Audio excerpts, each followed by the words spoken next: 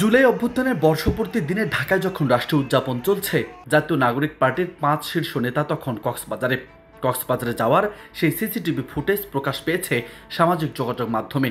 এতেই গুঞ্জন ওঠে তারা একটি হোটেলের সাবেক মার্কিন রাষ্ট্রদূত পিটার হাসের সঙ্গে বৈঠক করছেন। তবে বৈঠকের কোনো সত্যতা পাওয়া যায়নি। এদিকে বৈঠকের বিষয়টি অপপ্রচার দাবি করে তারা কক্সবাজারে ঘুরতে গেছেন বলে দাবি করা হয়। এবার কক্সবাজার ভ্রমণের দায়ে হাসনাত সার্জি সহ ৫ নেতাকে কারণ দর্শানোর নোটিশ দিয়েছে এনসিপি। দলের রাজনৈতিক পরিষদকে আগে থেকে না জানিয়ে কক্সবাজার ভ্রমণ করায় জাতীয় নাগরিক পার্টির শীর্ষ ৫ নেতাকে কারণ দর্শানোর নোটিশ দেওয়া হয়েছে।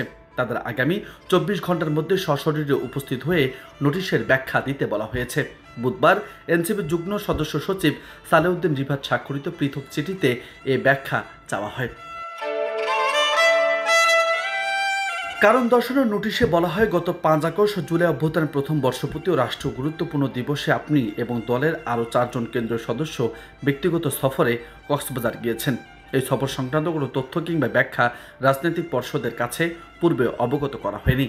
এতে আরও বলা হয়েছে, এ অবস্থায় আপনার এই সিদ্ধান্তের কারণ ও প্রেক্ষাপট সম্পর্কে আগামী ২৪ ঘন্টার মধ্যে আহ্বায়ক নাহিদ ইসলাম এবং সদস্য সচিব আক্তার হোসেনের কাছে সশরীরে উপস্থিত হয়ে লিখিত ব্যাখ্যা দেওয়ার জন্য আপনাকে নির্দেশক্রমে অনুরোধ করা যাচ্ছে।